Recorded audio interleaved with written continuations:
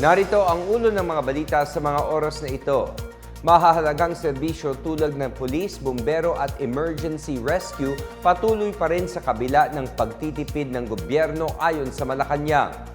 Embahada ng China bukas sa muling pagsasagawa ng joint exploration para sa pagdevelop ng langis kasama ang Pilipinas. Libreng sakay mula sa Bulacan papuntang Quezon City inilunsad ng House of Representatives ngayong araw.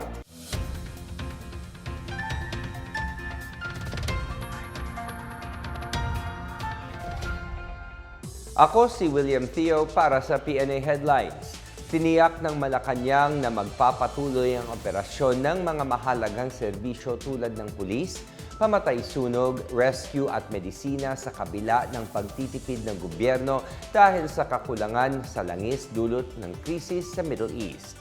Ayon kay Executive Secretary Ralph Recto, binigyang diin ni Pangulong Ferdinand R. Marcos Jr. na hindi dapat maantala ang operasyon ng mga ahensyang magdadala ng mahalagang serbisyo.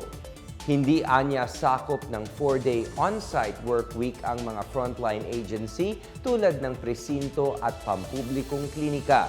Batay sa Memorandum Circular No. 114 na pinirmahan ni Marcos noong March 6, inaasahan ang lahat ng opisina ng gobyerno na bawasan ang konsumo ng kanilang enerhiya ng 20%.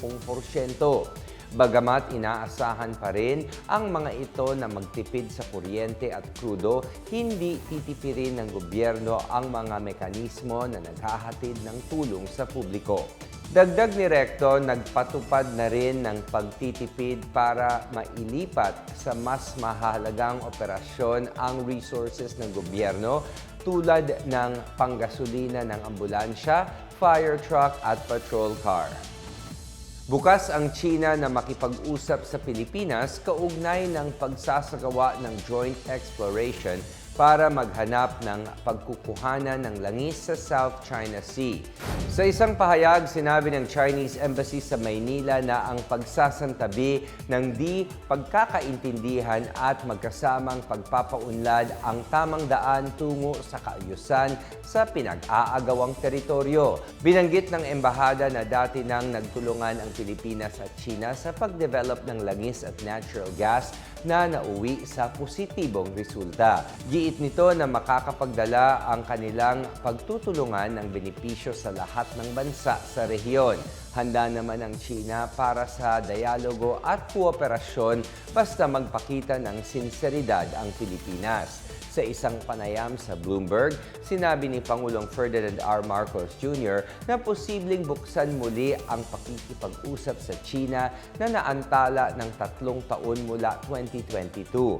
Bunsod ito ng krisis sa Middle East na nakakaapekto sa presyo at supply ng langis. Inaasahan ng Pangulo na magbigay ito ng daan para resolbahin ang mga isyu ng dalawang bansa sa teritoryo.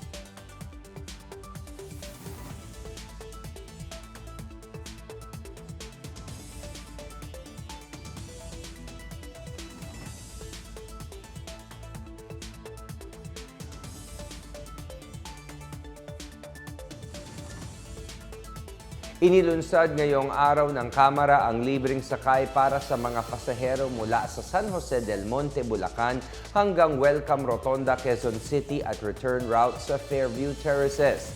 Layunin ng hakbang na mabawasan ang bigat na pasan ng mga manggagawa, estudyante at iba pang pasahero dulot ng patuloy na pagtaas ng presyo ng langis.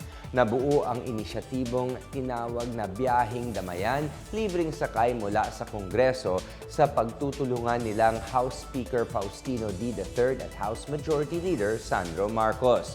Sa ilalim ng programa, 4 na bus ng Kamara ang maghahatid kada Lunes, Huwebes at Biyernes tuwing peak hours ng umaga at hapon. Ayon kay Marcos, kailangang matiyak na ang mga ginagawang aksyon ng pamahalaan ay makakaapekto sa pang-araw-araw ng buhay ng mga Pilipino.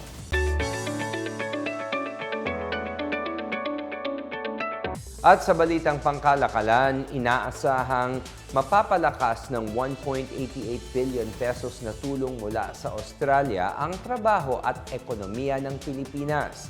Ayon sa Department of Finance, gagamitin ang nasabing pondo para mapaunlad ang polisiya ng bansa maging ang business environment na siyang magpapabago sa buhay ng mga Pilipino. Susuportahan din ito ang Promoting Growth, Resilience, Economic Stability, and Sustainability in the Philippines Program or PROGRESS na pinirmahan nila Finance Secretary Frederick Go at Australian Ambassador Mark Innes-Brown. Ang PROGRESS ay flagship initiative ng Australia upang gawing inklusibo ang ekonomiya ng Pilipinas sa pamamagitan ng pagtugon sa informal job creation, income inequality at mga problemang kinakaharap ng mga marginalized sector. Nakapokus ang programa na tulungan ang mga small and medium-sized enterprises na mag-invest sa clean energy, climate mitigation at growth-enhancing sectors.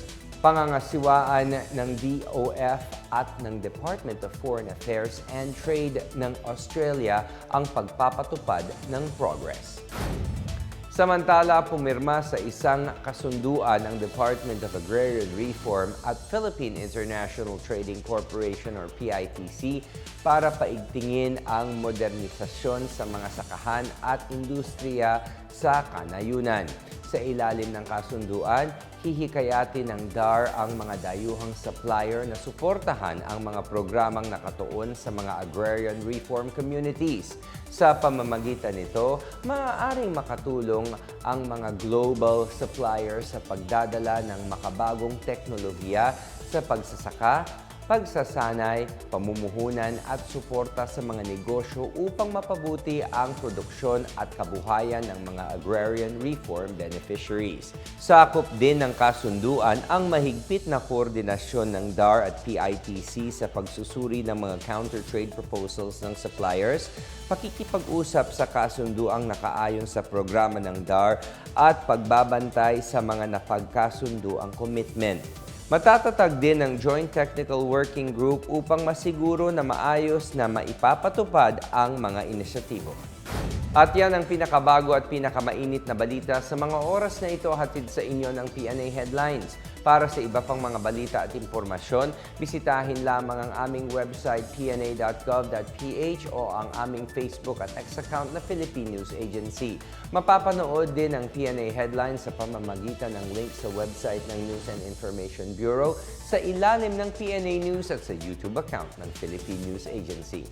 Ako po si William Theo at ito ang PNA Headlines, naghatid ng mga balitang nagbubuklod sa bagong Pilipinas.